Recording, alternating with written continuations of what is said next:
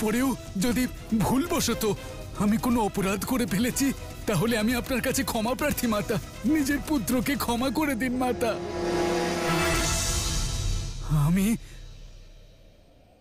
আমি আপনার অনুভূতি পেলাম মাতা। আমি এটা বুঝতে পারলাম যে আপনি এখানে পুনরায় জন্ম নিয়েছেন।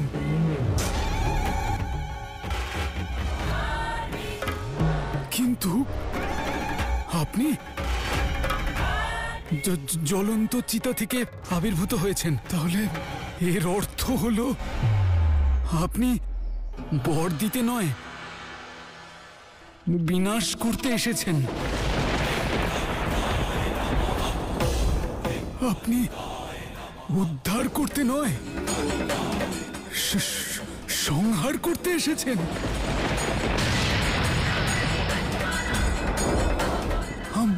আমার সংহার, আমার মল্ল দাদার সংহার।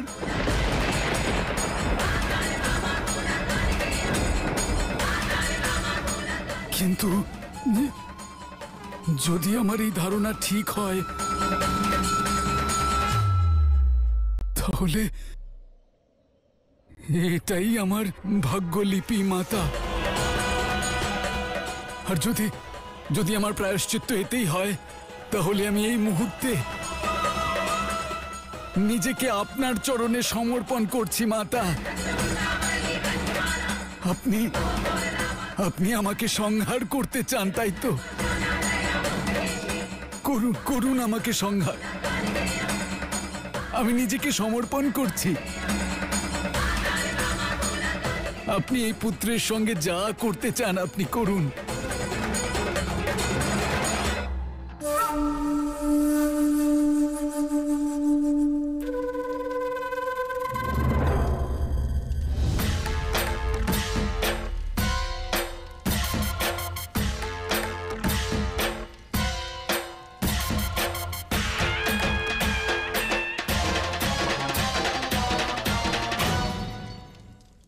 যাও, খুঁজে বের করো সেই কন্যাকে যে চিতার জ্বলন্ত আগুন থেকে জন্মেছে, আর তাকে খুঁজে পাওয়া গেলেই হত্যা করো তাকে।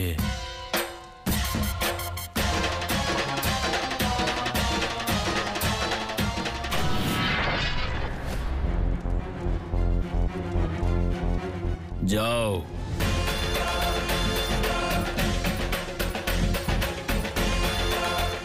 ক্ষমা করবেন মাতা,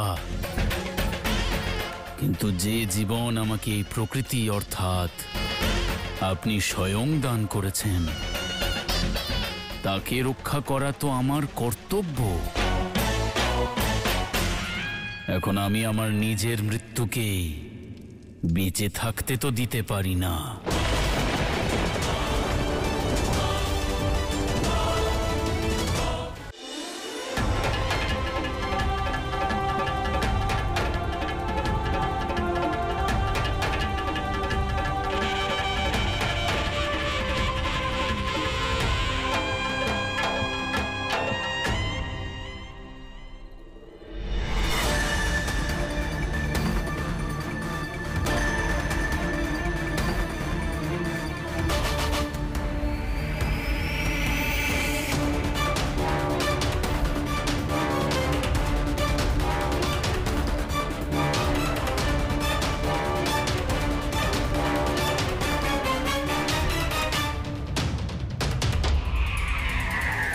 আপনি ছোট্ট বাচ্চাটাকে দেখেছেন যে চিতার উপরে জন্মেছে?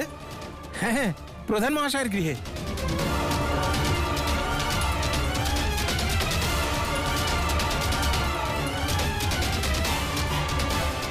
নিজের প্রাণ রক্ষা করার জন্য আপনার মৃত্যু আবশ্যক মাতা।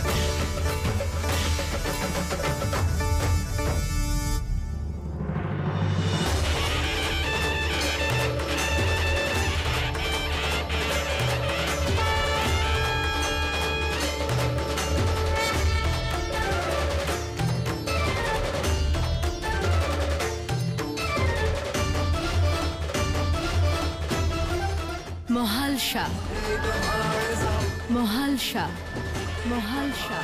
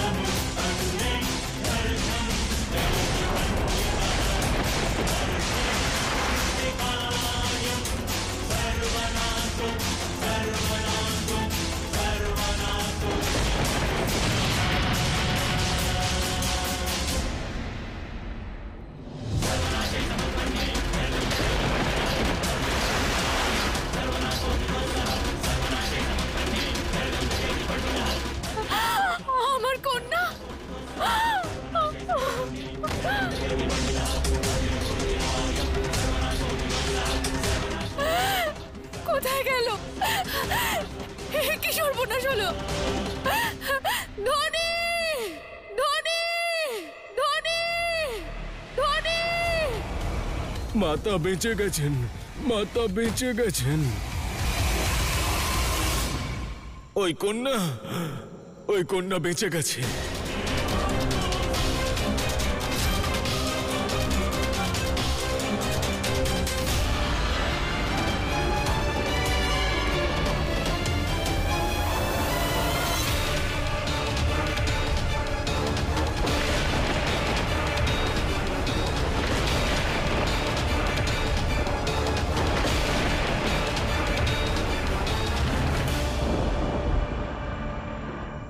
জন্মের আগেই ওর মৃত্যু নিশ্চিত ছিল, তাহলে কেনই বা জন্মালো এই অভাগী?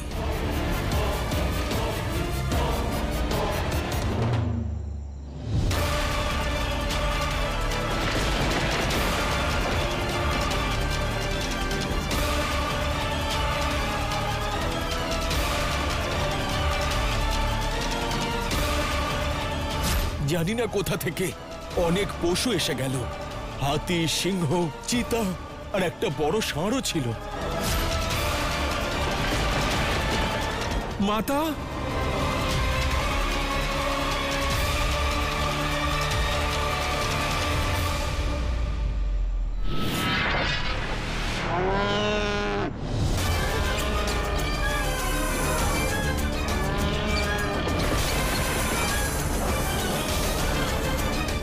কিসের শব্দ?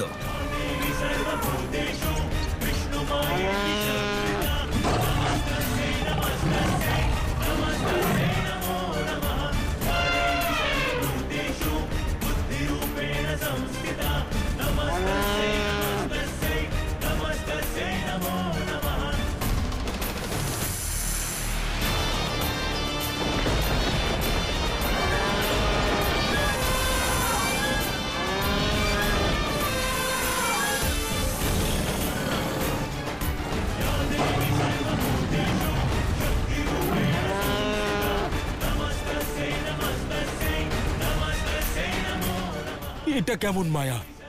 এত ধরনের পশু একসঙ্গে? কি হচ্ছে কি এসব?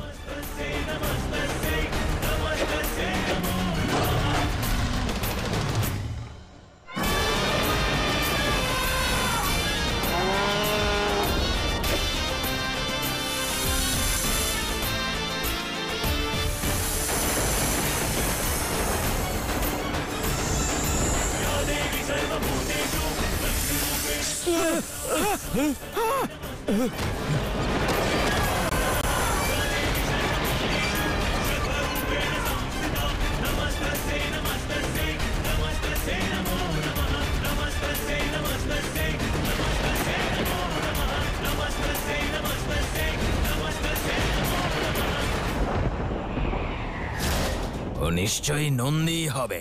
মনে হয় সে পরিবার জানতে পেরে গেছে, নিশ্চয়ই মাতা জন্ম নিয়েছে। দাদাকে সাবধান করতে হবে আমায়। তাকে আদিশক্তির উৎপত্তির রহস্য জানাতে হবে। উনি অত্যন্ত দয়ালু, আমাদের উপর দয়া অবশ্যই করবেন।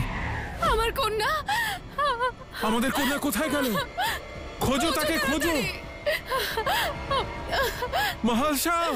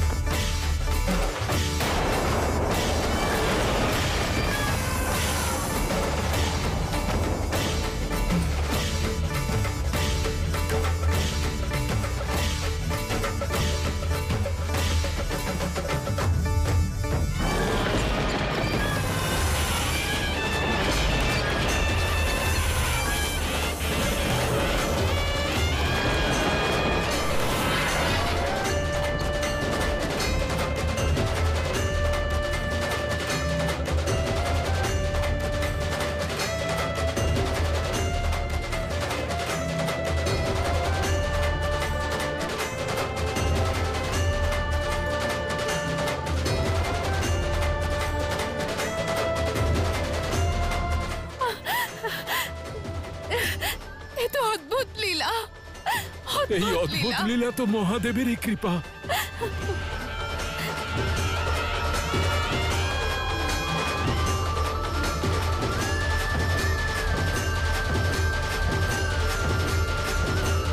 তুমি সাক্ষাৎ আদি শক্তিকে বিনাশ করার কথা ভাবলে মল্ল? তাছাড়া কি করতাম? পথ চেয়ে থাকতাম যে কখন আমার মৃত্যু আসবে আর আমাকে গিলে খাবে। নিজের এই সাম্রাজ্যের বিনাশ হতে দিতাম আমি। তুমি খুব ভালো করে জানো যে সে আদি শক্তি, তাই নিজের শক্তি সম্পর্কে অবগত হওয়ার আগেই তাকে হত্যা করব আমি। যাই হয়ে যাক না কেন, তাকে আমি আমার এই ক্ষমতা এবং কপালের জোরে পাওয়া শক্তির আসনে বসার সুখ দিতে পারি না। আর না ওই শিবকে আমার মৃতদেহের উপরে তাণ্ডব করতে দিতে পারি, কখনোই না। মা কালীকে তো তুমি বশ করেছো। মা কালী আমার বশীভূত, শিবতন্ত্রের দ্বারা বন্দিনী, কিন্তু তিনি পাষাণ, কিছু করতে পারবেন না। কিন্তু সেই কন্যা উন্মুক্ত এবং তার মানব শরীর আছে, সে শিবতন্ত্রের দ্বারা বন্দিনী নয়, সে আদি শক্তি।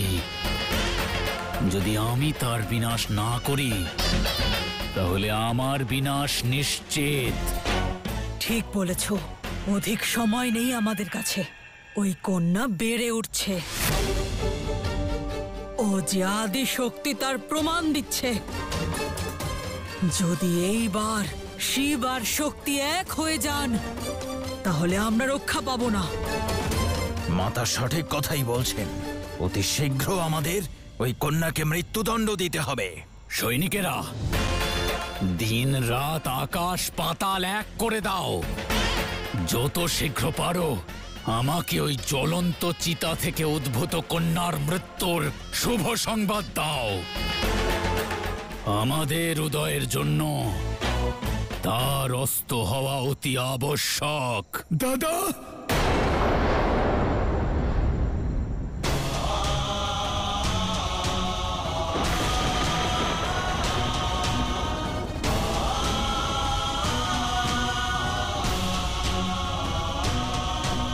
তো এই ছিল তোমার উদ্দেশ্য, আমার সঙ্গে ছলনা করে আমার শ্রদ্ধা এবং নিরীহ ভক্তিকে ব্যবহার করতে চেয়েছিলে তুমি। তুমি আমাদের মাতাকে হত্যা করতে চাইছো দাদা। কেন? যাতে তিনি তোমার বিনাশ না করতে পারেন, তোমাকে তোমার কর্ম ফল না দিতে পারেন। না না মনি, আমি থামো দাদা, আমি আর কোনোভাবেই তোমার ছলনায় ভুলবো না। তোমার স্বরূপ আমি জানতে পেরে গেছি।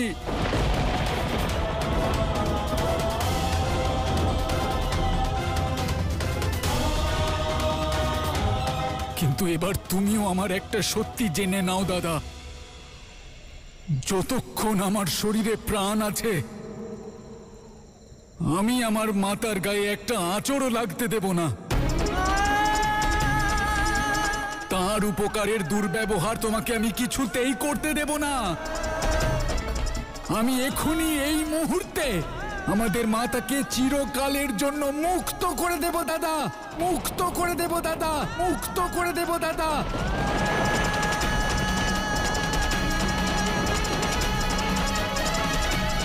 মুক্ত কর। মনে এ কি বোকামি করছো তুমি?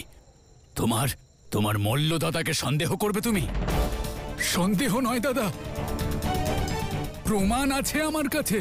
আমাদের মাতার অবতার ওই কন্যার প্রতি তোমার মনে পালিত হওয়া রোষ,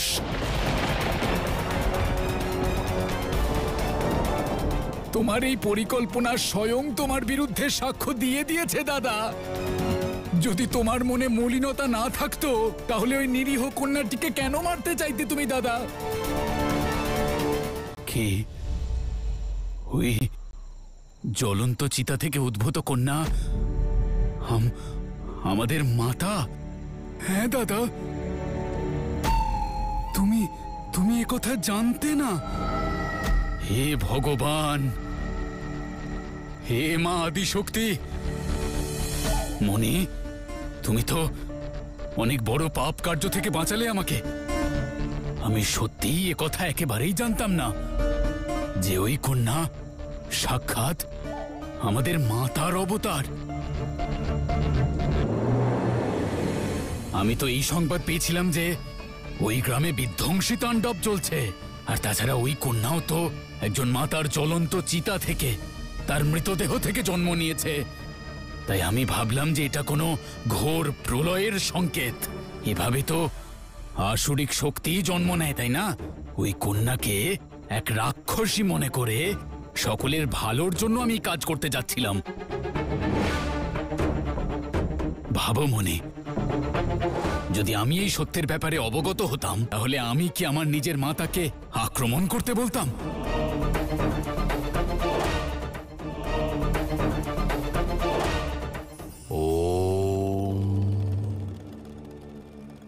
মানুষের বিবিধ বিকারের মধ্যে সবথেকে কলুষিত বিকার হল কুণ্ঠা, যাতে ব্যক্তির মন না পূর্ণরূপে জাগ্রত থাকে আর না পূর্ণরূপে শান্ত।